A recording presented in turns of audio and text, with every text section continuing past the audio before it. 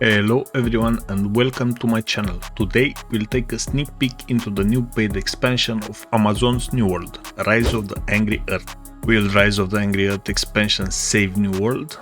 Or is it a little too late? To find out my predictions and thoughts, stick around. Also, let me know in the comments what do you think. The new expansion features the following: a new transform zone called Elysian Wilds, mounts for faster travel including horses, direwolves and lions, a new flail weapon, a new gear rarity called artifacts, progression changes including an increased level cap to 65, a new endgame expedition, revamped mainline story quests, open world PvP changes, and season 3 whatever the nobody cares. I enjoyed playing this game a lot, up to a point that is. And that point usually means endgame. Let me tell you a story, so you understand what I mean and where I'm coming from. When Brimstone expansion came out, I hopped back in with a group of friends I had on Discord since Vanilla New World. We all created new characters on the fresh servers. Some of us power level, did professions like maniacs and started the daily grind for gear, crafting materials and whatever was needed to progress our characters. This leveling up journey is so cool, even if it's not the first time you do it, especially if you're doing it with friends. There's a lot of emerging gameplay happening in that period. People grabbing land, PvPing for it and creating groups for various activities. Things were great. Then bots started popping up, flooding the trading posts with items, tanking the prices. The smart thing to do if you ever got some rare items, crafting materials, trophy materials, cooking recipes, etc. was to sell them ASAP, because the prices always go down hard. What today was worth 40k gold in a week would barely sell for 10k. But that's fine, I mean, I could live with that. Then a streamer joined our server. No idea if they transferred or started from scratch, I can't remember. Thing is, they flooded the server and turned it green, meaning they start to take every zone. Because people are weaklings, they started to leave our factions companies, some even switch factions. I think you can do once every 6 months or so, decreasing the odds the other two losing factions would ever stand a chance, and from that point it went to shit, as you would imagine. Dramas over all Discord channels I was in, even our own. Even more dramas in the in-game chat channels, mass reporting and so on. This is the main flaw of this game. Devs can't figure out a way to incentivize enough playing in the losing factions. I believe there are some buffs, but that's mostly irrelevant. Add to that the wars themselves. Everyone abuses or tries to abuse certain weapons and game mechanics to win. People always find exploits. Having wars with 3 FPS because of a specific ability spam, or having a side going in with hatchets only, or everyone standing with warhammers, it's just not fun. Also, after a side takes over the map, you don't even have any incentives to try anymore. Most competent people stopped playing or switched sides already. So losing side is quitting the game or switching, and winning side is also quitting the game because it gets boring. Wars stop happening, people don't engage in world PvP anymore, and the server slowly dies. After a server is dead for a while, it gets merged with another server.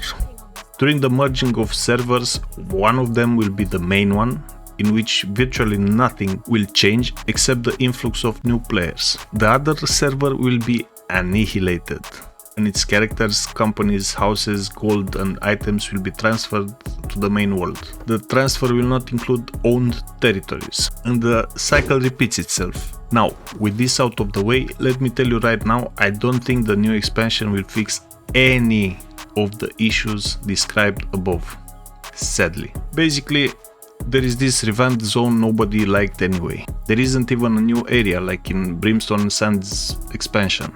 It's just a reskin of an old zone. It looks cool, not gonna lie, but will bring back players? I don't think so. Mounts? This shit was asked by players from the start. With the nerf of Azot costs on fast travel and changes of the storage, I don't think this is a badly needed feature anymore. So this is still not enough, in my opinion of course, but it's cool. A new weapon. These weapons are nice, but from my experience with the game, there are very few new weapons released, and two spread apart. Since release, we've got Void Gauntlet, Blunderbuss and Greatsword, and now the Flail, of course. So 4 weapons in 2 years or something. In a normal development cycle, I see 3 or 4 new weapons per year. Because let's be honest, a new weapon means a new few models, textures, animations, 6 abilities or so on, that's it. I know there's a lot more to them than that. I don't trivialize the work that needs to be put into this, but still, you're talking about Amazon here. It's not like they don't have the resources. So I don't think this new weapon will revive the game either. Then what's left? A new rarity of gear. Artifacts. That's also cool, I guess. But I don't even want to think how fucked up must it be to drop every item you worked your ass off for months. It never feels good, at least for some people. And they get rid of word gear. Well, rip. I know some people are foaming over this, but I don't care.